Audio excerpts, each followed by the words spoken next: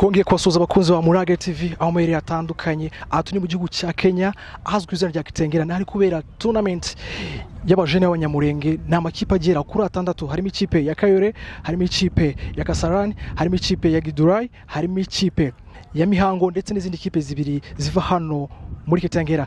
Rero nk'Umurage TV twifuje kuhaba kugira ngo tubamenyere ninde rubasha kwirukana igikombe cy'uyu munsi kiri guterwa inkunga na Bagaza kuva muri Australia. Rero ntujye kure kugira ngo tubashe kwa namwe. Nje muri kuri Mike Ndino Sagahota.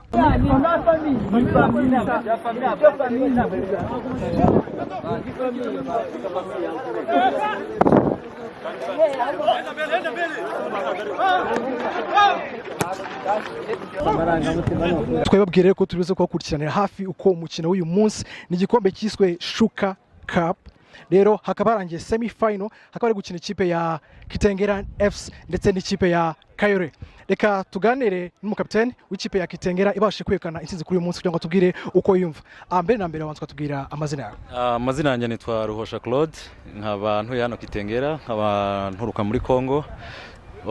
Twitabiriye irushanwa rya Shuka Confidential Cup.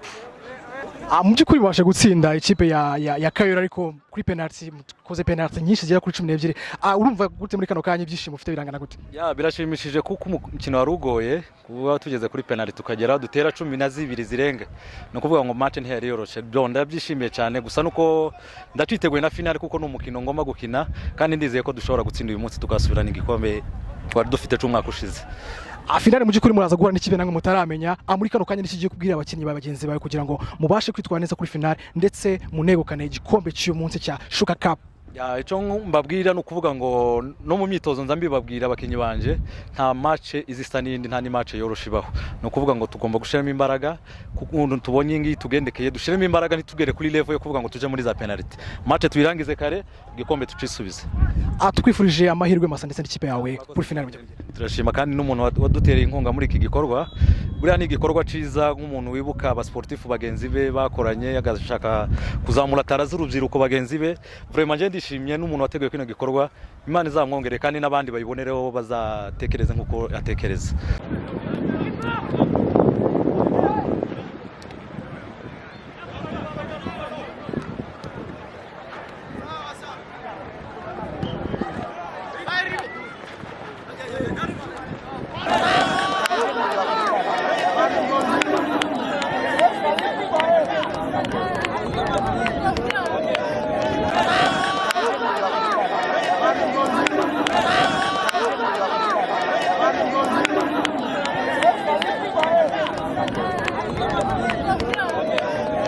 Hakaba harangiye rero undi mukino wa semi final wahuzaga Ambassadors of Hope ndetse n'ikipe ya Gidurai mu irushanwa rya Shuka Cup ritegurwa cyangwa se riterwa inkunga na Shuka Bagaza.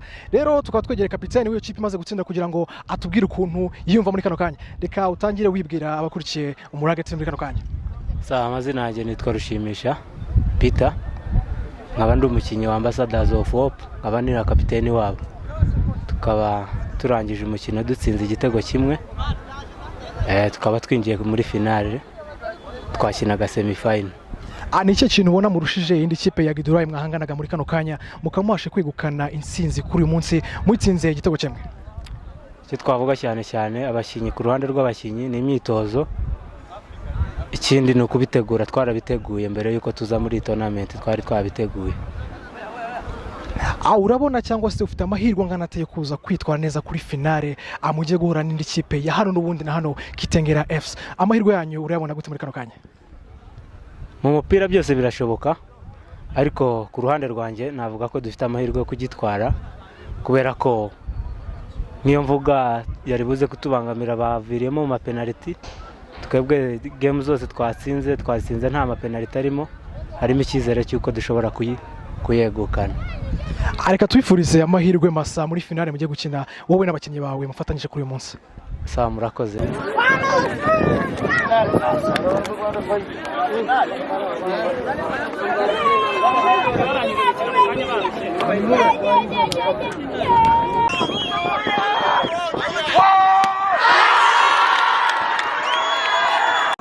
bakunzi ba Umurage TV rero aha muri kano kanya akaba ari gukinirwa umwanya wa gatatu aho hakinaga ikipe ya Gidurwaye ndetse n'ikipe ya Kayore. Nyuma rero tukatwegereye abashe kwegukana umwanya wa gatatu, twegeye kapiteni wabo kugira ngo tubwire ukuntu yumva muri kano kanya. Watangiye twibwira amazina yawe. So amazina yanjye Moses Tajire akaba ntuye Kamwiki. So aho no turi muri aka kanya. Amwashe kwegukana umwanya wa gatatu mu by'ukuri mwakinaga n'ikipe ya Kayore kandi ni ikipe nayo ikomeye. Muri kano kanya uriyumva gute kuba mwashe kwegukana umwanya wa gatatu muri no rushanwa rya Shuka Cup? So nukuri turishimye kuko ntago ari ibintu byoroshye gutsinda ikipe inshuro ebyiri ko mu ijonjora nayo twahuye nayo turayitsinda no guhatira umwanya wa gatatu no duhuye nabo turabatsinda. Nukuri turishimye cyane. Awe nka kapiteni ni iki kintu mugiye gukora muri no minsi kugira ngo iri rushanwa ryonge kugaruka cyangwa nandi marushanwa muzayitwaremo neza kurusha uko mwitwaye uyu munsi? So ikintu turi buze gukosora ni kimwe gusa, ni amakosa yacu, ahantu twabonye amakosa yacu tugomba kuyikosora kandi nutuyikosora tuzabikora neza kabisa mu zindi zizaza.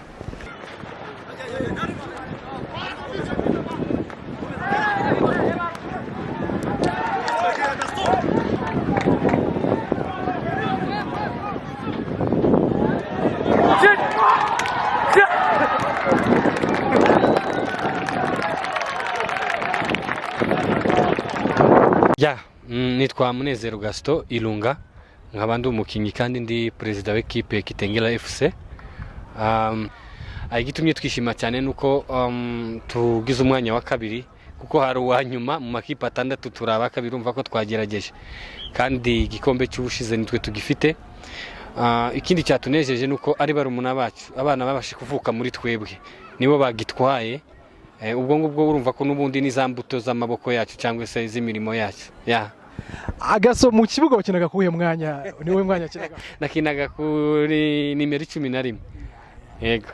Ni iki kintu ubona ari n'urushanwa competition nk'ingi cyangwa se igikombe nk'iki ngiki gishobora kumarira urubyiruko rw'Abanyamulenge ruri hano muri Kenya? Ni byinshi kuko nahoze mbivuga. Icyambere ni urabizi ko turi Abanyamulenge hano muri iki gihugu cy'ubuhunzi, turi impunzi. Habaho kwigunga kw'abana bamwe baje badafite ababyeyi, abandi b'imfubyi, abandi bibana. Rero iyo tubashe tugahura tugasabana, bumva hari ukuntu tuganira tugabaha inama. Ikindi hari imico bagiye bahura nayo hano muri Kenya, turabahuza kugira ngo tuganire kuri iyo mico imwe. Hari abamwe urumogi batangiye kwandura imico y'Abanyakenya, ariko iyo duhuye kuko mu kibuga haba discipline, tubabwira ati same uko mugenzi wawe wagwa ukamubyutsa ukamuha fair play, nanone naho hanze ariko bizajya bigenda. Kandi ni ngeso mbi hariya hanze bagende bazireke, ahubwo baza bakora unity, bumve ko bofashanya kwa kundi upasa mugenzi wawe pass ariko wona mupasa mbese n'imitekerereze cyangwa se ukamupasa n'ubwenge cyangwa se kumugira inama kwa wari umukinnyi mu by'ukuri wakinaga ikipe ya Kitengela FC, ariko abashe ko nandi makipe ari hano atandukanye menshi, haravuye Kayore, haravuye Kasarani, haravuye na Gidurwaye ndetse n'ahandi hatandukanye. Uko abashe kwibona urubyiruko rw'Abanyamulenge hano muri Kenya rufite abana bafite impano kuba bakomeza gukina umupira ndetse n'ahandi hatandukanye uretse n'irushanwa ryawe ry'uyu munsi gusa? Iyo tubivuze gutyo twumva tubabaye, umuntu yumva yarira kweri, kubera yuko n'impano zitsindagiye mu bana zihari, ariko wareba tukinye kimake ukareba abana bari talented. Hano hari Abanyakenya twari kwatumiye abasifuzi n'abandi b'inshuti zacu baba mu mashampiyona ya Kenya, bavuga ati izi mpano kweri ziri muri aba bana b'Abakongo ni gute twazisoroma, ariko kubera nyine bwa buhunzi no kutagira ibyangombwa no kutagira igihugu, ukumva birababaje, ariko abana impano barazifite kandi turabazamura twagera hari hejuru ukabura handi. Keke umwana akagira amahirwe akajamo nko mu kindi gihugu, yagerayo akazakomerezaho, akaba ari amahirwe ariko atari amahirwe ya cyane. Nicyo wabwira umwana w'Umunyamulenge ukiri mutoya ukina kabumbu cyangwa se ugakunze kugira ngo ejo heza azabe heza kurushaho?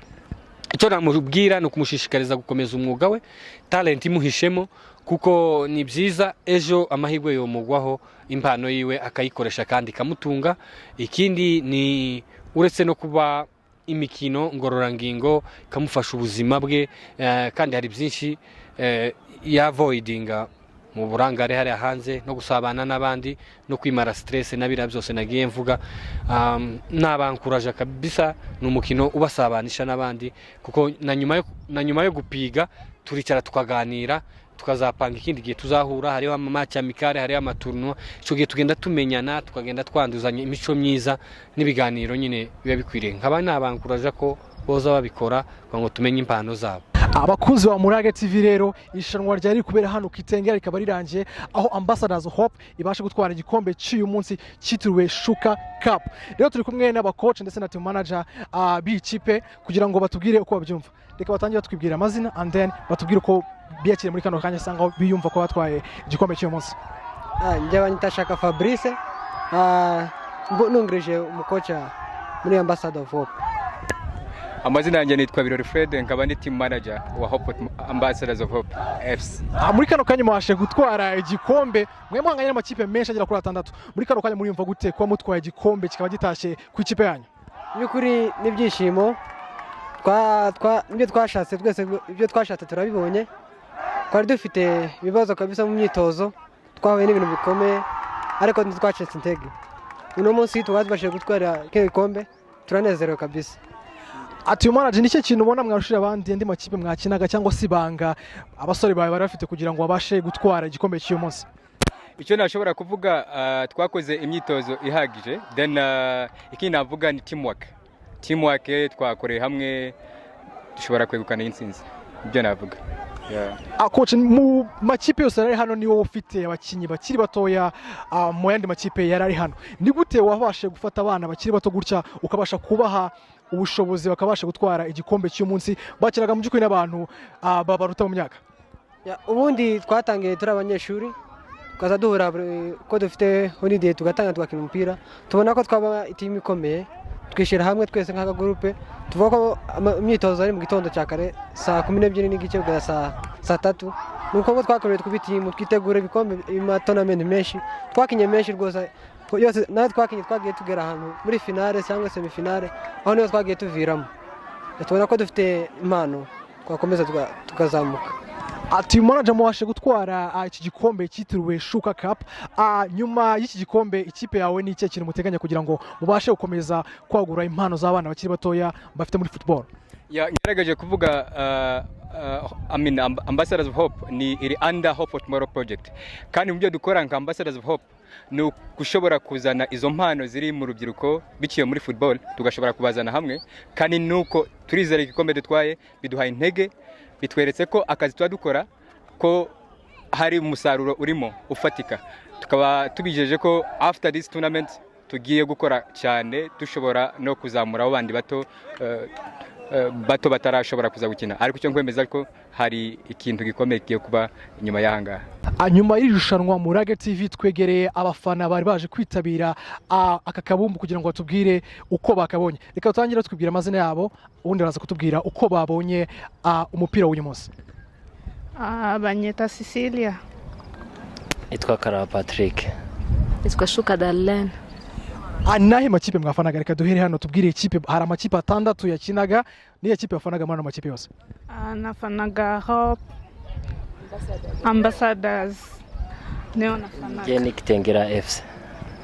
Nafanaga Ambassadors of Hope. Amakipe mwafanaga imwe yabaye ya mbere indi ibi ya kabiri. Muri kano kanya ku ikipe yawe twaye igikombe urabyumva gute?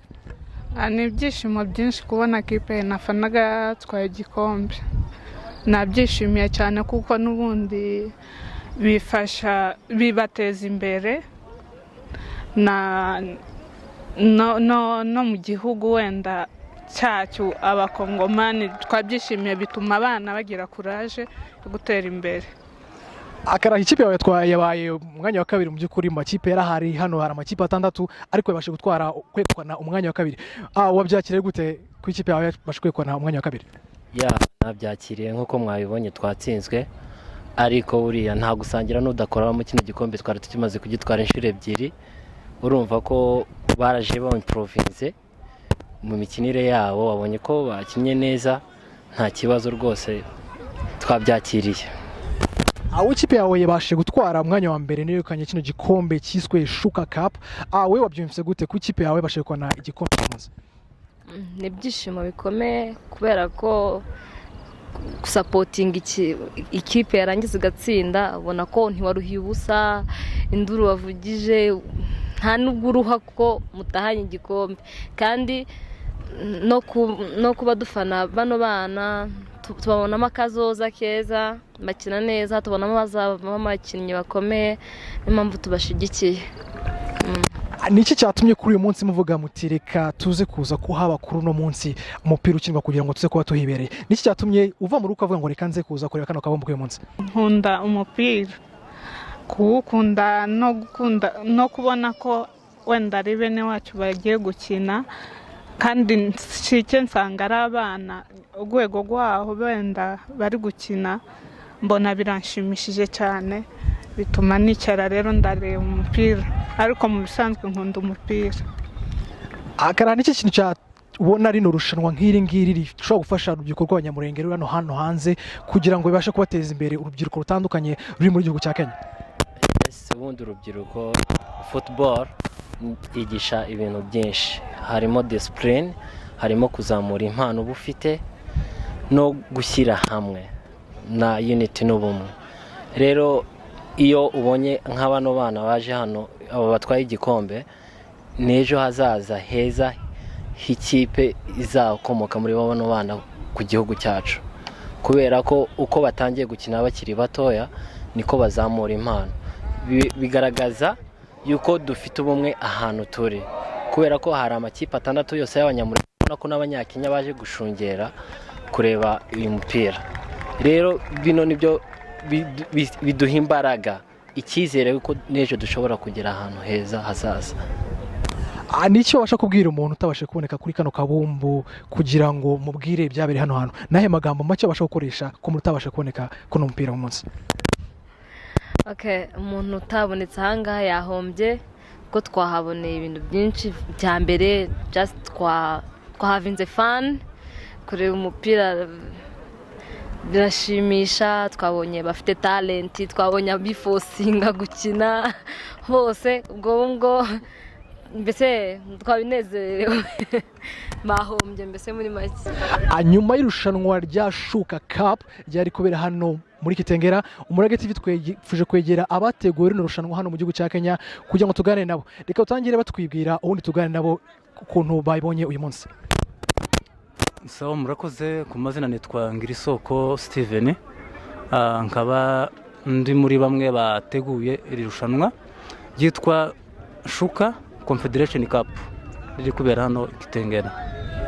Nihe ntego nyamukuru mu by'ukuri mwagendeho mushaka kugira ngo mutegure irushanwa ry'uyu munsi?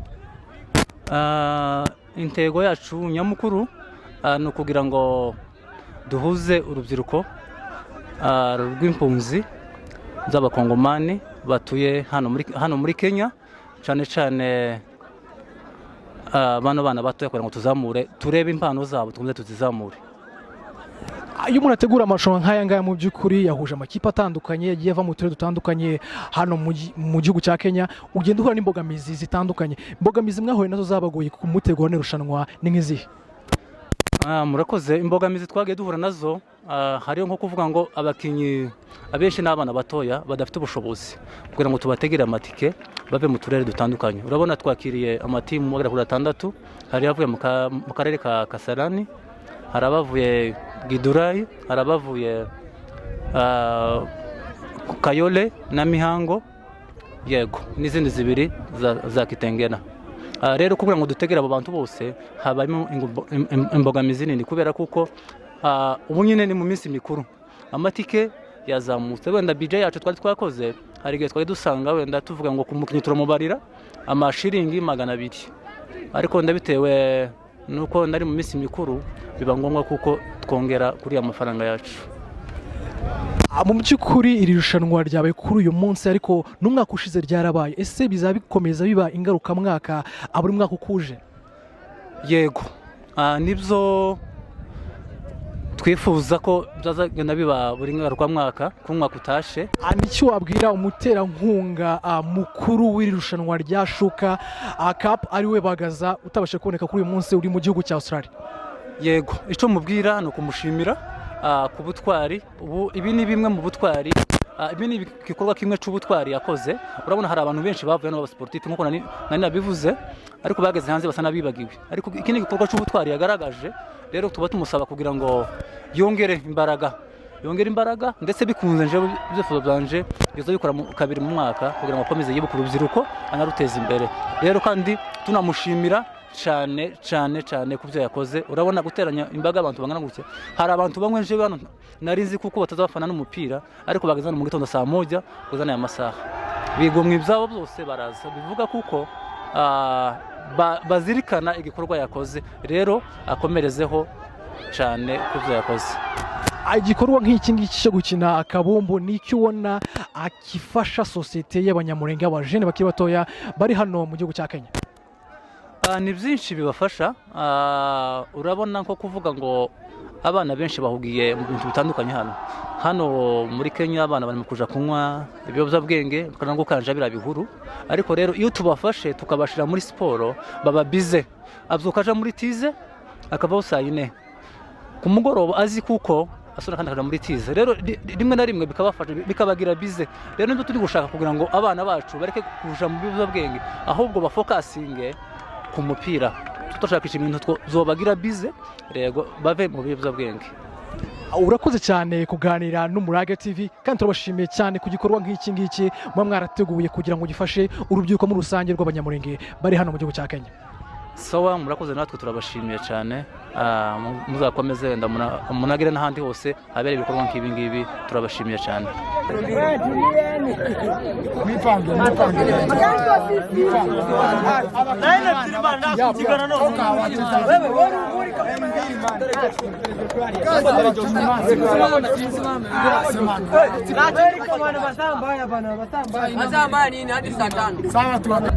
Abakunzi ba Umurage TV rero naha irushanwa ryitiriwe Shuka Cup byaberaga hano Kitengera rirangiriye ikaba ikipe ibashe kwikwana igikombe cy'uyu munsi ni ikipe y'abana batoya cyane yitwa Ambassadors of Hope naho ikipe yabaye ya kabiri ikaba ari ikipe ya Kitengera FC yari umukino wahuje amakipe atandatu anyuranye mu turere dutandukanye twa hano mu gihugu cya Kenya jemwe kumwe kuri micro Ndino Sagahota kamera twafashwaga na Lucky Nova ciao na uta